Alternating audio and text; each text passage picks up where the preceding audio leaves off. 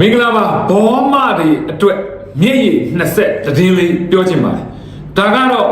အခုကုလသမဂ္ဂကမြန်မာနိုင်ငံဆိုင်ရာကုလသမဂ္ဂကိုယ်စားလှယ်အဖြစ်မင်းအောင်လှိုင်တင်သွင်းတဲ့ကုလသမဂ္ဂကိုယ်စားလှယ်လောင်းကိုလက်မခံပါဘူးပြည်သူကိုယ်စားလှယ်လောင်းဖြစ်တဲ့ဦးကျော်မိုးထွန်းကိုတရားဝင်အတိအမှတ်ထပ်ပြုလိုက်ပါပြီအဲ့ဒါဆိုတော့နော်အတိုင်းအတန်ကုလသမဂ္ဂထိုင်ကုန်ရဖို့အတွက်လော်ဘီတွေပါငှားနော်မျိုးစုံလုပ်နေတဲ့ခွေးတွေနဲ့ဖွတ်တွေအတွက်ညိတ်20ပေါ့နော်အဲ့တော့နိုင်ငံတကာအတိအမှတ်ပြုမှုဘလောက်အရေးကြီးလဲဆိုတာ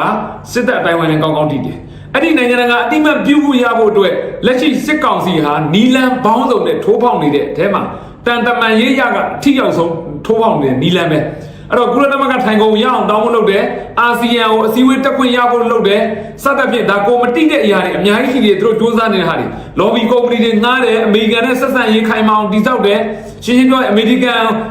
သူတို့လိန်ညာတာအောင်လက်ခံပေးအောင်လို့ပေါ့အဲ့ဒါမျိုးတွေလုပ်တယ်အဲ့တော့အစိုးဆုံးကတော့ကုလသမဂ္ဂမှာဒီသူတို့နေရာမရတာသူတို့အတွက်တကယ်ကိုအရှိုက်ကိုထိတာပါနော်ဘယ်လောက်ဆိုတော့ကုလသမဂ္ဂမှာပြည်သူကိုယ်စားလှယ်နေရာမရဘဲနဲ့သူတို့စစ်ခွေးတွေဘက်ကကိုယ်စားလှယ်ရပြီဟဲ့ဆိုရင်ဒီပြည်တွင်းမှာလှုပ်ချင်တိုင်းလှုပ်ကြိုက်တယ်လို့လှုပ်တဲ့အရာအလုံးပြည်သူအတန်တစ်ခုမှကဘာကိုပြောခွင့်ရှိမှာမဟုတ်တော့ဒါကိုကဘာကြီးကလည်းကောင်းကောင်းသိတယ်ဒါကြောင့်မို့လို့ကုလသမဂ္ဂအမြဲတမ်းကိုယ်စားလှယ်ကိုတို့ရဲ့တင်သွင်းနေတဲ့နော်စစ်ခွေးဘက်ကတင်သွင်းတဲ့ကိုယ်စားလှယ်ကိုလက်မခံဘဲနဲ့ပြည်သူကိုယ်စားလှယ်ဦးကျော်မိုးထွန်းကိုပဲထပ်ပြီးတော့ခန့်အပ်လိုက်တာဝမ်းတာစရာပဲပြီးလို့ရှိရင်ကျွန်တော်သတင်းဖတ်ပြမယ်နော်ပြီးလို့ရှိရင်လည်းနောက်တစ်ခုကလက်ရှိစစ်တမ်းကောက်နေပါတယ်ဒေါက်တာဆာဆာဦးဆောင်ပြီးတော့မြန်မာပြည်သူတွေအတွက်စစ်တမ်းအဲ့ဒီစစ်တမ်းတွေကိုဝင်ပြီးတော့လိုအပ်တဲ့အချက်လက်တွေကိုဖြည့်2မိနစ်ပြင်မကြပါဘူးအဲ့ဒီစစ်တမ်းလေးကိုလည်းဝင်းရံဖို့ကျွန်တော်ဖိတ်ခေါ်ပါတယ်ဒီစစ်တမ်းကဘာလဲဆိုတော့လက်ရှိ2020ရွေးကောက်ပွဲဟာတရားမျှတလားမှန်ကန်လားပြီးလို့ရှိရင်လက်ရှိမင်းအောင်နိုင်လုပ်မဲ့ရွေးကောက်ပွဲကိုလက်ခံလားမလက်ခံဘူးလားပြီးလို့ရှိရင်ကိုတိုင်ရောဘယ်ရောက်နေလဲနိုင်ငံမင်းအောင်နိုင်လုပ်တဲ့ရွေးကောက်ပွဲပြီးပြည်တွင်းပြန်ခြင်းလားဒါမှမဟုတ်ရင်တကယ်မှန်ကန်တဲ့ Federal Democracy အစိုးရဖြစ်မှပြည်တွင်းပြန်နေတာစသဖြင့်အဲ့ဒီမေးခွန်းလေး5-6ခုလောက်ကိုကလစ်ပေးလိုက်ရုံပဲလုပ်ပုံလုပ်နည်းကျွန်တော်ပြအောင်မယ်နော်အဲ့တော့အရင်ဆုံးကုလသမဂ္ဂကပြည်သူအောင်ပွဲသတင်းလေးကိုအရင်ဖတ်ပြပါမယ်ကုလသမဂ္ဂအထွေထွေညီလာခံကတာမတ်ကြီးဦးကျော်မိုးထွန်းကိုမြန်မာနိုင်ငံကိုစားပြုအဖြစ်ဆက်လက်အတည်ပြုလိုက်ကြောင်းအမေရိကန်ပြည်ထောင်စုနယူးယောက်မြို့အခြေစိုက်ကုလသမဂ္ဂဆိုင်ရာမြန်မာအမြဲတမ်းကိုယ်စားလှယ်အဖွဲ့ရုံးကသတင်းထုတ်ပြန်တယ်ဒီဇင်ဘာလ12ရက်နေ့အမေရိကန်ပြည်ထောင်စုနယူးယောက်မြို့တွင်ပြုလုပ်ခဲ့သော80ကြိမ်မြောက်ကုလသမဂ္ဂအထွေထွေညီလာခံမျက်နှာစုံညီအစည်းအဝေးကအရေးချင်းစစ်ကော်မတီ၏အစီအခံစာအားအတည်ပြုလိုက်ခြင်းဖြစ်ပြီးမြန်မာနိုင်ငံကိုစားပြုမှုနှင့်ပတ်သက်၍လက်ရှိတာဝန်ထမ်းဆောင်နေသောကုလသမဂ္ဂဆိုင်ရာမြန်မာအမြဲတမ်းကိုယ်စားလှယ်တာမတ်ကြီးဦးကျော်မိုးထွန်းဆက်လက်တာဝန်ထမ်းဆောင်ခွင့်ပေးခြင်းဖြစ်ကြောင်းသိရှိရတယ်။ကုလသမဂ္ဂအထွေထွေညီလာခံကအင်ဒိုဘော့စဝါနာတရုတ်ဒိုမီနီကန်သမ္မတနိုင်ငံမလေးရှားရုရှားဆီနီဂေါထရီနီဒတ်နဲ့တိုဘာဂိုနဲ့အမေရိကန်ပြည်ထောင်စုတို့ဖြင့်ဖွဲ့စည်းခန့်အပ်ထားသည့်အဖွဲ့ဝင်9နိုင်ငံပါတော့အရေးချင်းစစ်ကော်မတီ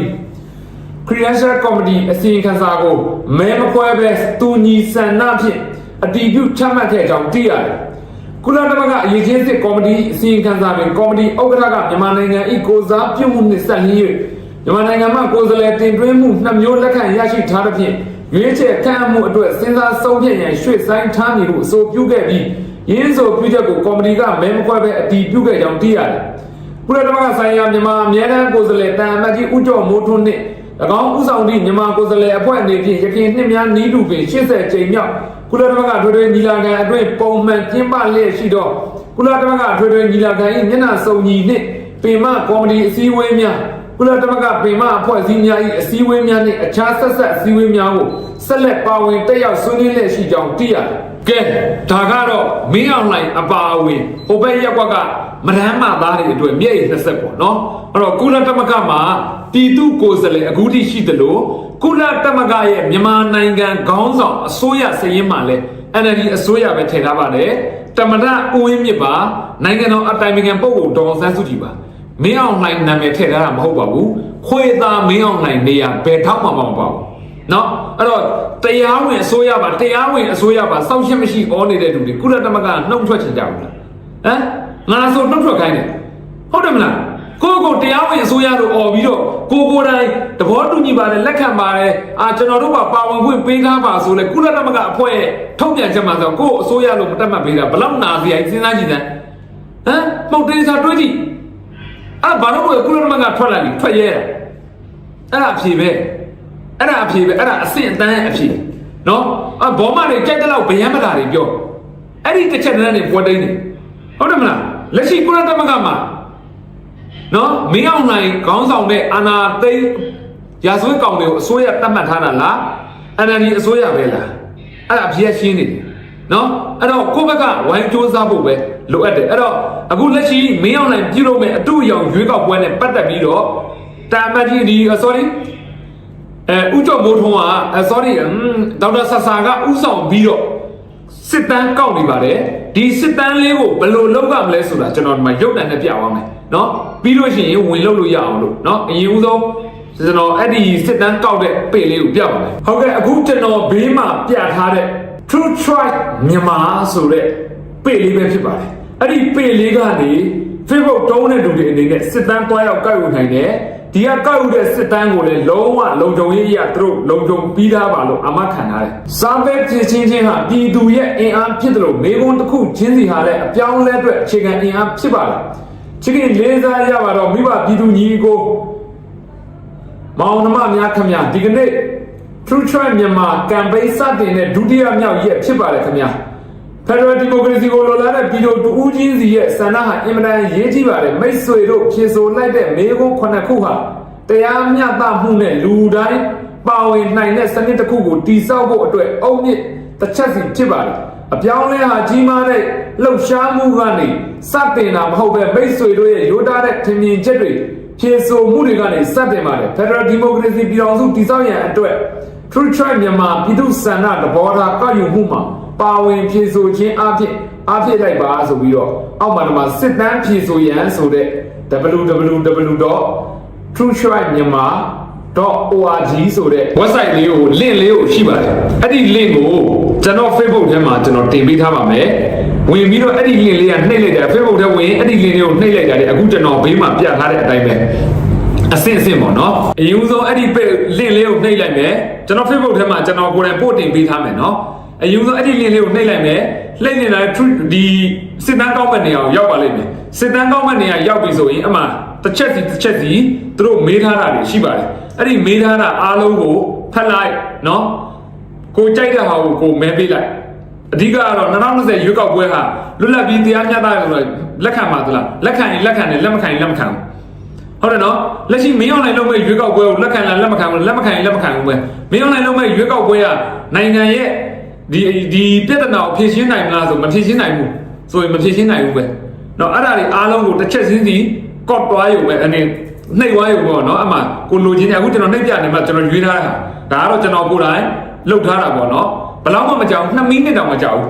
မလှုပ်တတ်တဲ့သူတွေကတော့အမှဘေးနားမှာကျွန်တော်လှုပ်ပြထားအရင်ဆုံးလင့်ထဲဝင်မယ်အခုလိုမျိုးတစ်စင်ချင်းအပြာအအောင်ဆက်ကလေးတွေနှိပ်လိုက်ရုံပဲအောက်ဆုံးနောက်ဆုံးကြလို့ရှိရင်ဒီစနန်အားလုံးသဘောတူပါဆိုနှိပ်ပြီးတာ ਨੇ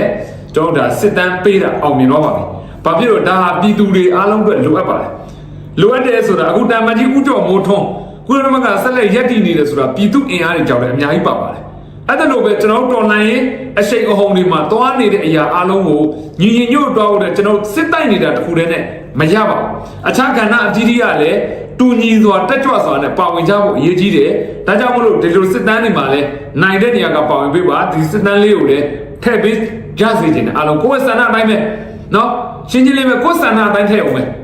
အဲ့ဒါလူတိုင်းမှာတရားမျှတဆိုတာပါဝင်လို့ရတဲ့နည်းလမ်းပဲဖြစ်တယ်အဲ့တော့ကိုယ့်ရဲ့ဆန္ဒကိုတော့ရအောင်လို့ထည့်ပေးစေချင်မှဒီစစ်တမ်းလေးရတယ်ဘာလို့ဆိုဒီစစ်တမ်းကဘာကြီးကိုချပြမှာဟုတ်တယ်နော်အမှန်ငါတို့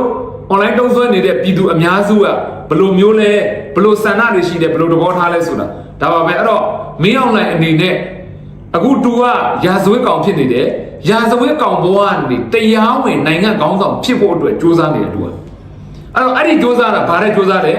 အတူရောင်ရွေးကောက်ပွဲလုပ်ပြီးတော့ရွေးကောက်ပွဲကနေမျက်လက်ပြပြီးကဘာကြီးကိုဖာကြမှာအဲ့လိုဖာကြလို့မရအောင်ကျွန်တော်တို့ဘက်တွေကကဘာကိုအမှန်အတိုင်းဝိုင်းអော်ပြီးတော့ရှုတော့ဘောင်းစုံကနေရှင်းကတ်ထားဖို့လိုအပ်တယ်အဲ့တော့ကျွန်တော်တို့ဘက်ကတောက်စစ်ရှင်းကတ်ထားမယ်လှုပ်ရှားထားမယ်ကြားကန်ထားမယ်ဆိုရင် မင်းအောင်လှိုင်ရဲ့ဖာကြားမှုကိုဘယ်နိုင်ငံမှထောက်ခံရမှာမဟုတ်ဘယ်နိုင်ငံမှမထောက်ခံလို့မင်းအောင်လှိုင်ကရွေးကောက်ပွဲအလွန်မှာအခုလိုပဲတရားမဝင်တဲ့ရာဇဝတ်ကောင်ဘဝပဲရောက်နေမယ်ဆိုရင်နောက်ထပ်တူမှာထပ်ပစ်เสียကြီးမရှိတော့အဲ့ဒီအတွက်နိုင်ငံအပြောင်းလဲကချက်ချင်းဖြစ်လာနိုင်တယ်ဒါကြောင့်မို့လို့အခုကာလတွေကကျွန်တော်တို့အရန်အရေးကြီးတယ်ပြည်သူလက်မခံတာကိုနီလန်ပေါင်းစုံနဲ့ကျွန်တော်ကဘာကိုပြဖို့လဲအရေးကြီးပါတယ်စစ်ရေးမှာအရေးကြီးသလိုနိုင်ငံတကာစာမျက်နှာမှာလည်းကျွန်တော်တို့အရန်အရေးကြီးပါတယ်ဒါကြောင့်မို့လို့နိုင်တဲ့လူတွေလုံနိုင်တဲ့လူတွေပေါ့နော်ပူအောင်ပေးကြပါအကယ်ဖုန်းတွေပါမနှိပ်တက်ဘူးဆိုတော့အခုဘေးမှာကျွန်တော်ပြထားတဲ့အတိုင်းပဲတစင်ကွတ်သွားရုံပဲနှိပ်သွားရုံပဲเนาะဒါဆိုအားလုံးသဘောပေါက်မှထင်ပါတယ်ဟုတ်ကဲ့ပါ